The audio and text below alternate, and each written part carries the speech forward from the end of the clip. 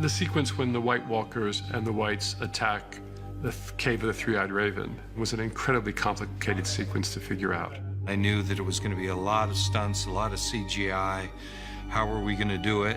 It's all the different departments coming together to create this nightmare scenario. So you've got the stunt team with the various fights. You've got the special effects team with the fires. You've got the visual effects with the Whites crawling on the ceiling. It's a lot of different elements in play. My goal was to make it realistic, make it terrifying, and make Hodor's sacrifice incredibly moving.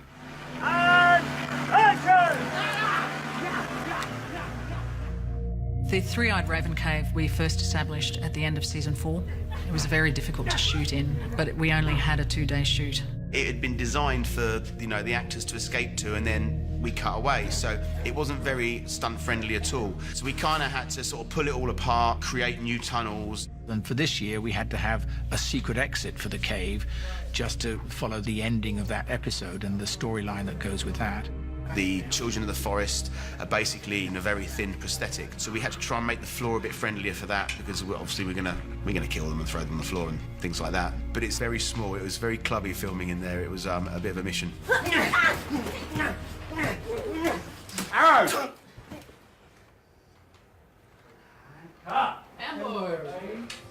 If there's going to be an actor going by an explosion at night, we better see the effect of that light on them. The children of the forest have these round grenades that have been established in the show. They had designed these flat panels of light that the actors and extras would walk by, and explosion 1, and the light would light up from the ground. So the interactive light would hit. Then we did a pass with just the explosions. Then we did a pass with just them and stunt guys reacting. We shot many cold nights out of Magamorn to do all that stuff.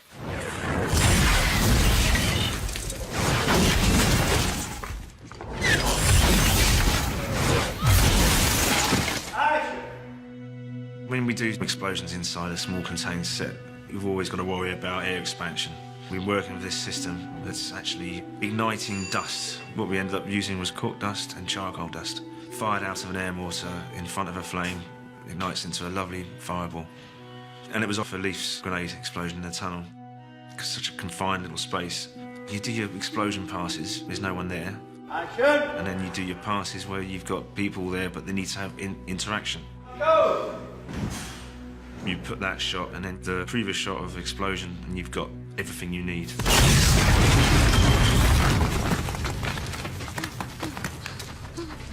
At any one time during the cave, we had so many characters which were going to be in prosthetics. We had the Night King, 3 White Walkers, 6 Children of the Forest, including the hero Leaf, and countless Whites. Anytime we create a creature is very difficult. The Children of the Forest are fully covered from head to toe. They're glued completely into these prosthetics all over their body. It took so long to get the children of the forest in their brilliant makeup and costumes. It was really challenging. If I were to do a full-body prosthetic, I'll get picked up at midnight, and then I'll be on set by 10 a.m., so it takes about 9-10 hours. I didn't realize it's going to result to 9.5 hours of makeup. It is an extraordinary thing that we ask of them, but then you see them all made up, and it's like, okay, that was worth it. They're incredible. Ready? Here we go. Action!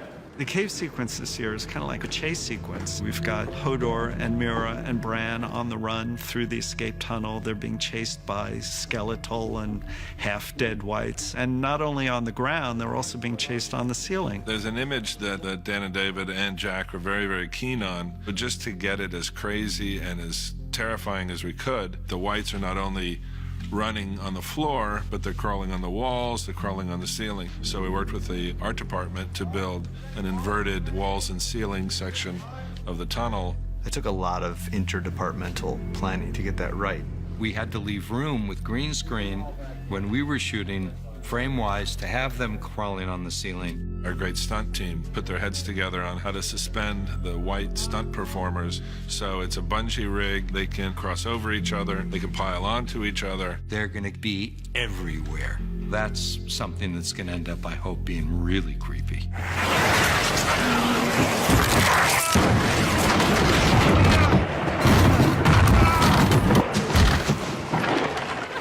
Hold the door!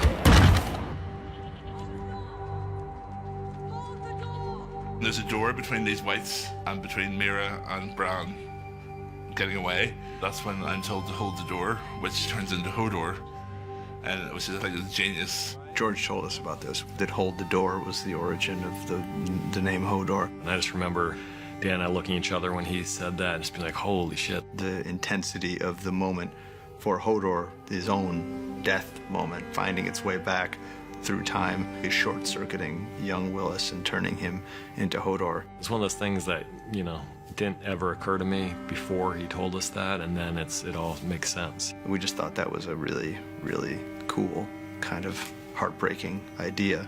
The big climactic cave sequence was hugely complex, and although it's very scary that this really terrifying thing is happening to our characters, at the end of the day, I think the emotion and what we're experiencing is hopefully going to be the shock that people will stay with. Oh, it's mortifying. It's so sad. I had the call. I knew what was going to happen to Hodor, but when I got the script, it was a really difficult scene to read. Hodor was just, as we know, a totally normal kid who was then sort of screwed over by Bran. It's going to break people's hearts. When I first read the script and I read the section about Hodor and how he got his name and what happens, that was a really cool and totally unexpected thing for me. I didn't think that we'd ever even find out. It's definitely a sad moment, but I like what he's done, that he sacrificed himself for his friends. That feels very true to Hodor for me, but it's really sad. That's a series wrap shot for Mr. Hodor.